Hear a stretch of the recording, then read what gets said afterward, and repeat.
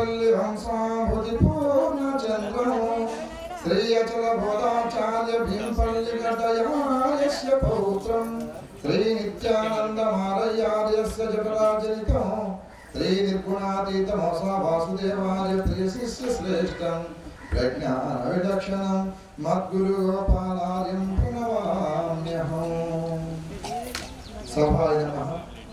సభలో సర్వాధ్యక్ష స్థానం వహించినటువంటి మద్గురుదేవులు గురుసేవా విశిష్ట బిరుదాంకితులు ప్రజ్ఞాన విలక్షణ భీంపల్లి గోపాలార్యుల వారి యొక్క పాదపద్మములను నమస్కరించుకుంటూ ఈరోజు అధ్యక్ష స్థానం వహించినటువంటి సమరసానంద బొట్టు కృష్ణమూర్తి ఆర్యుల వారి యొక్క దివ్యమూర్తిత్వములకు అలాగే మరియు దయానంద కొక్కశెట్టి జగపతార్యుల వారికి పూర్ణానంద శ్రీ బొడ్డు సత్యనారాయణ వారికి పేరు పేరున ఇక్కడ ఉన్నటువంటి గురువులకు గురు పెద్దలకు అందరికి కూడా ద్వాదశి నమస్కారములు తెలియపరచుకుంటూ మీకు మాకు అందరికి కూడా ఇక్కడ ఉన్నటువంటి వారికి సద్గురుమూర్తి శుభాశిష్యులు ఎలవేళ కలగాలని కోరుకుంటూ మరి ఈరోజు ఇంత దేదీప్యమానమైనటువంటి కార్యక్రమము తలంపు చేసి ప్రతి ఏడాది మరి ఈ కార్యక్రమం ఉండేది కాదు. 3 సంవత్సరాల నుండి ఈ కార్యక్రమం ప్రారంభమైంది. మొదట మే నెల మొదటి శనివారంలో జరిగే కార్యక్రమం మంచి ఎండతో జరిగేది. మరి అయ్యగారు పరమైన తర్వాత ఈ కార్యక్రమము మనకి ఇది 3వ సంవత్సరము. ఎక్కడ ఏ లోటుపాట్లు లేకుండా నాయన గారి యొక్క సంతతి వారి యొక్క కుటుంబ సభ్యులు కొడుకులు కోడళ్ళు మనవలు మనవరాళ్ళు మరియు వారి యొక్క ఆత్మ సంతతి అనేటువంటిది ఎవరైతే శిష్యులు ప్రశిష్యులు అనేటువంటి వాళ్ళు ఎవరైతే ఉన్నారో వాళ్ళందరూ కూడా ఏమాత్రం లోటు లేకుండా కార్యక్రమంలో అన్ని విధాలుగా సహకరిస్తూ మరి ఇంత దేదీప్యమానంగా చేసినటువంటి వారికి సద్గురుమూర్తి శుభాశిష్యులు ఎల్లవేళ కలగాలని కోరుకుంటూ మరి ఇంతవరకు నాకంటే ముందు ప్రారంభోపన్యాసకుల నుండి మరి అధ్యక్షులు ఉపాధ్యక్ష గౌరవ అధ్యక్షుల వరకు సభను అత్యంత విలక్షణంగానే బోధ ఈరోజు చాలా చక్కనైనటువంటి పంక్తిలో జరిగింది. మరి ఈరోజు కార్యక్రమానికి కారకులైనటువంటి నిర్భయానంద సత్యదాస్ భాగవతాల వారి కోసం 2 విషయాలు మాట్లాడదలుచుకుంటున్నాను. ఇంచుమించు 2004-2005 ఈ ప్రాంతం నుండి పోలాకి శ్రీకాకుళం జిల్లా పోలాకి మండలం పత్రవేలి గ్రామంలో ఆయన రావడము బ్రహ్మంగారు కథలు గట్ట చెప్పడం గట్ట జరిగేవి. అలా జరుగుతూ నా ఉపదేశ కాలానికి కూడా ఆయన సాక్షి బుద్ధుడిగా సాక్షుల్లో ఆయన కూడా ముఖ్యమైన సాక్షి. గోపాల్ బాబు గారు నాకు ఉపదేశం మద్గురుదేవులు నాకు ఉపదేశం చేసేటప్పుడు చెన్నాదాస్ గారు సత్దాస్ గారు అలాగే ఈశ్వరమ్మ గారు ఇంకా మనకి కొప్పశెట్టి సత్యనారాయణ గారు తర్వాత మనకి స్వామి కొద్దిగా లేటుగా ప్రాంతాలకి ఎన్నిసార్లు చూసినా తక్కువ ప్రయాణాలు అనమాట. మనకి అంటే 10 సార్లు పిలిపించుకుంటే 2 సార్లు 3 సార్లు వచ్చేవారు, ఎక్కువ శాతం అలా జరిగేది. ఇటువంటి పెద్దలు అందరూ సాక్షిభూతులుగా కార్యక్రమం జరిగేది. అయితే ఈరోజు ఏ బోధ కోసం ప్రారంభం నుండి మాట్లాడుకుంటున్నారో ఆయన ఇదివరకు ఆ బోధ చెప్పేటప్పుడు చాలా మంది పెద్దలు అనిపించుకున్నారు, చాలా మంది దానికి అంగీకార భావంతో ఉండేవారు కాదు.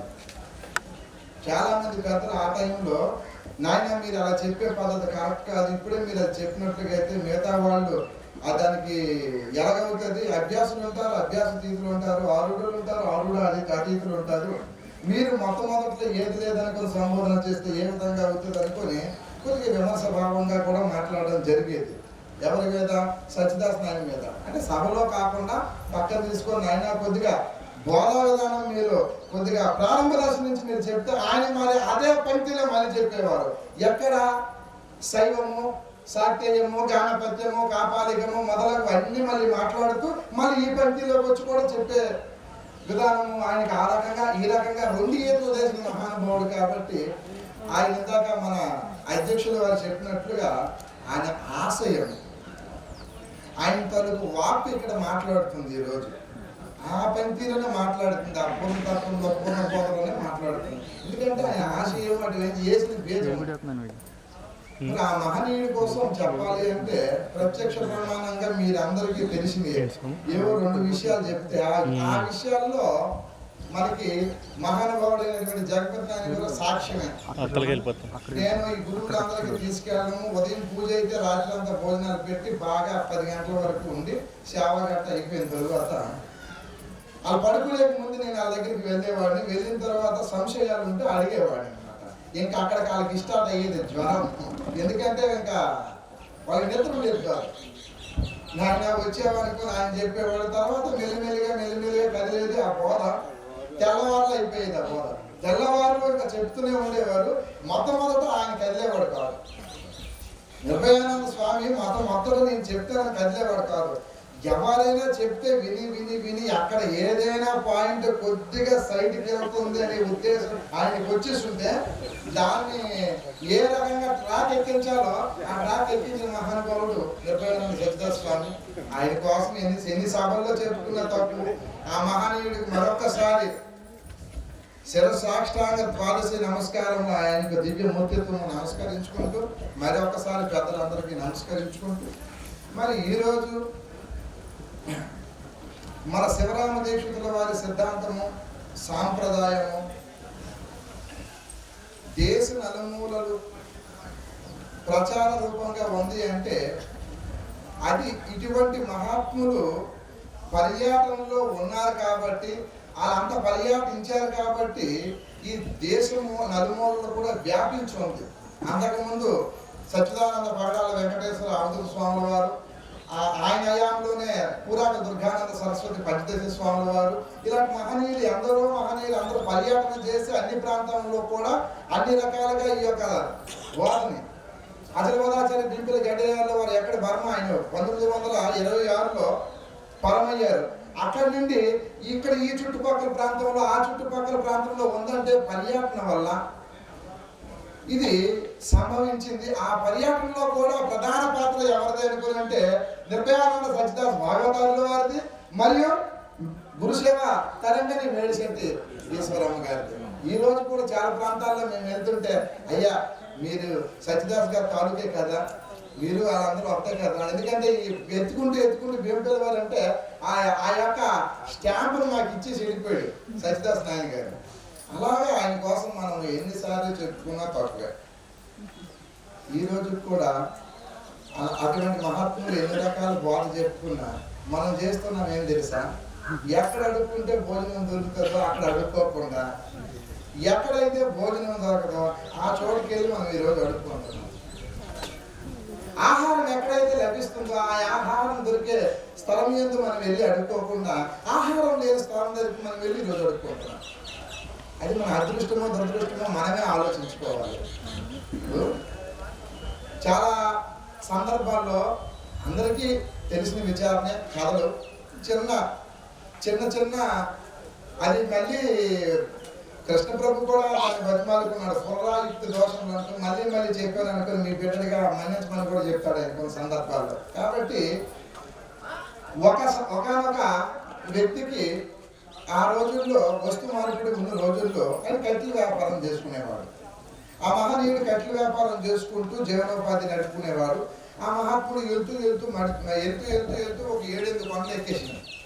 అంటే పచ్చి పొలాలు తెస్తే ఆరేసుకొని మళ్ళీ ఎండేసుకొని మళ్ళీ అమ్ముకుంటే ఇబ్బంది అవుతుంది కదా, ఎండు పొలాలు ఏరుకుందామని 7 కొండకి ఎక్కిపోయి కూర్చొని అలిసిపోయాడు అనమాట. ఆయన ఏ లక్ష్యానికైతే వెళ్ళామో ఆ లక్ష్యం మర్చిపోయి ఏం ఆలోచన వచ్చింది, దాహం వచ్చింది ఆయనకి. అప్పుడు దాహం ఇక్కడ ఏమైనా నీళ్ళుంటే బాగున్ను నేను దాహం తీర్చుకోవాలనుకున్న ఒక ఆశ కలిగినప్పుడు అక్కడ ఆ నీరు వచ్చింది. బంగారం యొక్క పాత్రతో నీళ్ళు వచ్చాయి. ఆ పాత్ర నుండి ఆ నీరు కూడా ఆయన తాగడం జరిగింది. ఆ నీరు తాగిన తర్వాత దాహం తీరిన తర్వాత చిన్న ఆకలిగా కూడా ఉంది, అలసట తీరింది కాబట్టి. ఆకలి వచ్చిన తర్వాత ఆయన ఏమనుకున్నాడు, మరి మనం ఇందాక శ్లోకాల్లో చదువుతున్నాం కదా, శాలివాన్ని షడ్శోపేతం అని. అది షడ్శోపమైనటువంటి భోజనం కూడా అక్కడ లభించింది. ఆయన సంకల్పం చేస్తుండే వస్తున్నాయి ఒక్కొక్కటి. ఇంకా 3వ దఫ భోజనం శుభ్రంగా చేసాడు మనవాడు. ఏం తిన్న తర్వాత ఏమొస్తుంది మీ అందరికీ తెలిసిన విషయం. ఇక్కడ మంచి నిద్ర. ఇక్కడ పడుకోవడానికి వ్యవస్థ ఏదైనా ఉంటే బాగుంది వెనక ముందు చూశాడు. ఆ శేషి పనుపే అక్కడ మా దూది పరుపుగా తయారైపోయింది. ఇంకా ఆయన పైన ఆయన బాగా దొరుకుతూ మంచి నిద్ర తీర్చాడు. తీర్చిన తర్వాత నిద్ర తీరిపోయి బయటకు వచ్చాడు ఆయన మహాత్ముడు. ఏది కోరితే అదే వస్తుంది అయ్యా. చూడండి ఒకసారి ఆలోచించండి. చెట్టు చివరికి ఆయన ఏమనుకున్నాడు తెలుసా? ఏది కోరితే అదే వస్తుంది కదా ఇక్కడికి. దేవత అయితే పర్వాలేదు, దెయ్యమైతే నాకు మింగేది కదా అనుకున్నాను.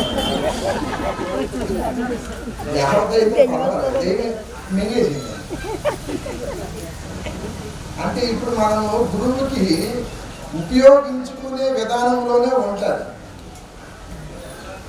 అది ఉపయోగించుకునే, ఎందుకంటే మనం ఏ లక్ష్యం మీద వెళ్ళామో ఆ లక్ష్యానికి మనం భేదిస్తే కానీ మన గమ్యస్థానానికి మనం చేరుకోలేము. గురుని శిక్షణ లేక గురి ఎట్లా కలుగునురా, అగ్నికైనా వాణి అబ్బకైనా తాళము చెవి లేకుండా తలుపెట్లు చూడునురా, విశ్వదావిరామ వినురవేమ అనేటట్లుగా మరి ఆ గురుని శిక్షణ అనేది మనకి లేక, ఎవరికైనా సరే, ఎంతటి మహాత్ముడికైనా ఎంతటికి ఉద్దండుడికైనా సరే అది లభిస్తుందా? శిక్షణ అనేది ముఖ్యం. అది కూడా ఎటువంటి శిక్షణ కావాలి అంటే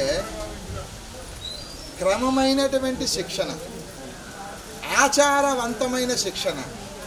అది కూడా పెద్దలు చూపించిన బాట అయ్యే ఉండాలి. నీకు తెలిసిన బాట, నాకు నచ్చింది, నేను ఇలాగే ఉంటాను అంటే కుదరదు. నేను ఇలాగే మాట్లాడతాను, నాకు ఇలాగే నచ్చింది, నా పని ఇలాగే అంటే అది కుదరదు. అది ఆచరణ ఎలాగ ఉండాలి అంటే విచారణ ఆచరణతో సమీపమై ఉండాలి. చాలా సందర్భంలో మనసులో ఒకటి ఉంటుంది, తిట్టుకుంటాం, కానీ ఎదురు కనిపించిన వెంటనే ఆయన మనసులో ఒకటి ఉంది, కానీ ఏమంటున్నాము, గౌరవం చేస్తున్నాం బయటికి. మనసులో ఒకటి, వాక్కులో ఒకటి ఉండకూడదు. తలంపు పని చేసే పనిలో వేరే ఉండకూడదు. త్రికరణ శుద్ధిగా చేసే పని ఒకటయ్యే ఉండాలి. ఒకే ఒక విషయం మనం మాట్లాడాలంటే, ఒక విషయం మనం బాగా ఆలోచించాలి అంటే, మనకి ఇంత వచ్చినటువంటి జనాలకి మనం ఉద్ధరించడానికి వచ్చామా, మనకు మనం ఉద్ధరింపబడడానికి వచ్చామా? మనకు మనము ముద్రింపబడడానికి వచ్చాము. మనం ఉద్ధరింపబడ్డామా లేదనేది మనకు మనమే సాక్షి చెప్తాం, కానీ పక్కోడు మనకి ఎవరైనా స్టాంప్ వేసి చెప్తారా? నువ్వు ఎవరు అంటే సమాధానం ఎవరు చెప్పాలా? నీవే చెప్పాలా. నేను ఎవరు అంటే దానికి సమాధానం ఎవరు చెప్తారు? నీతో మాట్లాడితేనే నీ వ్యక్తిత్వం తెలుస్తుంది. నీకోసం 10 మంది చెప్పేటప్పుడు ఆ 10 మంది మాటలు నువ్వు వినేటప్పుడు ఆయన వ్యక్తిత్వానికి నువ్వు జడ్జిమెంట్ చేసినాడు నువ్వెవరు? నేనెవరో నాతో సంభాషిస్తేనే నా తత్వం అనేది నీకు ఎరుక్కోవడానికి ఆస్కారం ఉంటుంది. ఇప్పుడు నా కోసం 10 మంది చెడుగా చెప్తారు, నా కోసం 10 మంది ప్రశంసిస్తారు. అప్పుడు నా కోసం నువ్వు జడ్జిమెంట్ చేయడానికి నీకేమైనా అర్హత ఉంటుందా? ఉండదు. అలాగే ఈ బోధ కోసం అర్హత ఎవరికి కలిగి ఉంటుంది అంటే, ఎవరైతే తీవ్రమైనటువంటి ఆపేక్షతో ఉంటారో, మిక్కిలి ఆపేక్ష అయి ఉండాలి. ఇది నాకు కావాలని. అది కూడా ఆపేక్ష నీకుంటే సరిపోదు, అది ఒక గురు పరంపరా రీతిగానే రావాలి, అది గురుసేవ పద్ధతిలోనే రావాలి. చాలామంది ఇటీవల కాలంలో ఏం చేస్తున్నారంటే దీక్షిత్యాన్ని చాలామంది చదువుతారు, దీక్షిత్యాన్ని చాలామంది బోధిస్తున్నారు, అలాగని చాలా గ్రంథాలు చాలామంది చదువుతున్నారు. కానీ గ్రంథకర్తల తాలూకు అభిప్రాయాలు ఏవైతే ఉంటాయో అభిప్రాయాల జోలికి వెళ్ళట్లేదు. వీళ్ళు సొంత కవిత్యాలు, వీళ్ళు సొంత భావాలు, నాస్తిక భావంలో ఉంటే నాస్తిక వాదంగాను, శూన్యవాదులు అయితే వీళ్ళు శూన్యవాదంగాను. అంటే వీళ్ళకి ఏ భక్తి లేకపోతే భక్తి లేకుంటే చెప్తున్నారు ఆ భావం కూడా. అది అలా కాదు.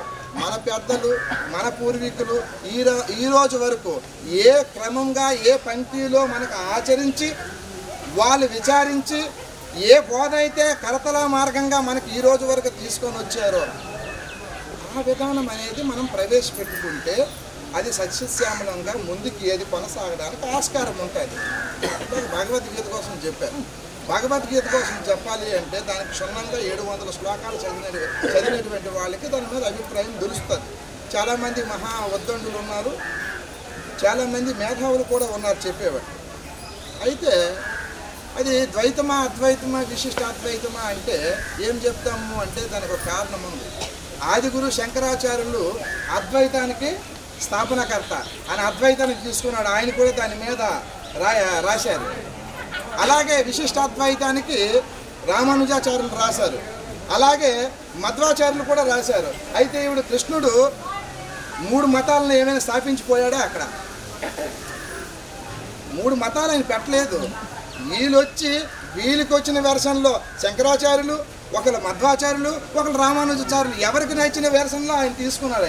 ఆయన చెప్పేది ఆయన అక్కడ ఎవరైతే ఏడుపుతో ఉన్నారో, విషాద యోగం నుంచి ప్రారంభం అవుతుంది. ఏడుపుతో ఉన్న నాయన నువ్వు ఏడితే కాదరా, ఇదంతా కూడా ఇది అవ్వదు, దీన్ని సంసిద్ధుడిగా చేసి ఏ విధంగా ఎలా చెప్తే అది అవుతుందో ఆ ఒక లోకానికే చాటి చెప్పాడు ఆయన. అక్కడి నుంచి అది క్లోజ్ అయిపోయింది. మన బోధ అది చెప్పుకోవడానికి కాదు. అది